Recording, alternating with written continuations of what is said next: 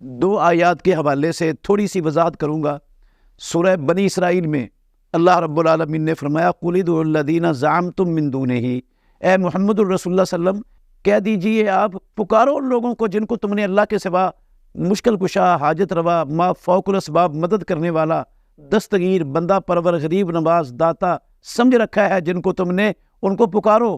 لا یملکون کشف الضر عنکم ولا تحویلا، وہ تم سے تکلیف کو، دکھ درد کو دور کرنے کے مالک نہیں ہیں، ولا تحویلا، اور نہ اس کو بڑی تکلیف سے چھوٹی تکلیف کرنے کی وہ طاقت رکھتے ہیں۔ اچھا، یہ آیت کریمہ اللہ رب العالمین نے فرمایا اولئک الذین یدعون یبتغون الی ربہم الوسیلۃ، یہ لوگ یدعون، وہ تو دعائیں کرتے ہیں، یبتغون الی ربہم الوسیلۃ، اپنے رب کی طرف وسیلہ ڈھونڈ رہے ہیں نیک اعمال کو سر انجام دے کر کے کہ وہ اللہ کے قریب ہو جائیں۔ تو اس کا ترجمہ کرتے ہوئے مولانا اعلیٰ حضرت احمد رضا خان صاحب وہ ارشاد فرماتے ہیں، کنز الایمان کے اندر یہ موجود ہے، اس کا ترجمہ آپ کہیں سے اٹھا کے دیکھ لیں، وہ اولئک الذین یدعون کا ترجمہ کرتے ہیں وہ مقبول بندے جنہیں وہ کافر پوجتے ہیں، مقبول بندے جنہیں وہ کافر پوجتے ہیں۔ تو مقبول بندوں سے مراد لکڑی کے یا پتھر کے بت تو نہیں ہیں۔ خود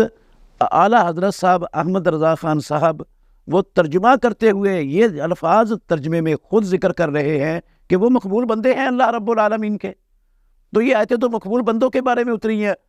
یہ تو آمس رضا صاحب ہی اس شبے کی جڑ کاٹ رہے ہیں، وہی اس کا انکار کر رہے ہیں ترجمے میں۔ اور پھر اس کنز الایمان میں ہی اس کی جو تفسیر ہے، نعیم الدین مراد آبادی صاحب کی تفسیر ہے، وہ اس کی تفسیر میں لکھتے ہیں، کنز الایمان کا یہ حوالہ دے رہا ہوں، کہتے ہیں کہ جب مکہ میں قحط پڑا اور نوبت یہاں تک پہنچ گئی کہ لوگ مردار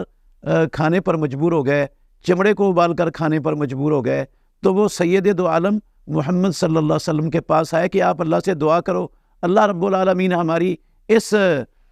کیفیت کو، اس مصیبت کو، اس آفت کو ہم سے دور کر دے۔ تو تب اللہ رب العالمین نے یہ آیت اتاری اور انہیں بتایا گیا کہ وہ مقبول بندے جنہیں تم اللہ کے سوا خدا سمجھتے ہو، خدا سمجھ کر پکارتے ہو، تو پکارو ان کو مدد کے لیے، اور جب تم جانتے ہو کہ وہ تمہاری مدد نہیں کر سکتے، تمہاری مدد کو نہیں پہنچ سکتے، تو پھر تم انہیں کیوں پکارتے ہو، ان کی عبادت کیوں، ان کو معبود کیوں بناتے ہو، پھر تم انہیں معبود کیوں بناتے ہو؟ اس کا مطلب ہے کہ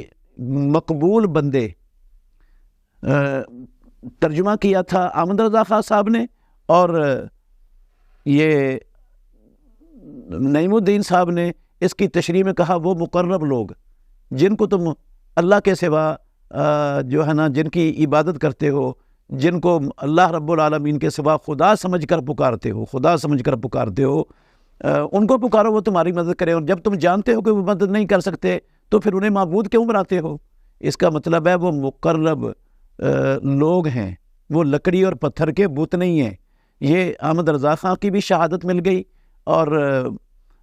یہ نعیم الدین مراد آبادی کی، اس کی بھی یہ شہادت مل گئی، اور یہ کنز الایمان کا حوالہ دے رہا ہوں، اس آیت کی تفسیر اٹھا کے دیکھ لیں، ایک کہتا ہے مقبول بندے اور دوسرا کہتا ہے مقرب لوگ۔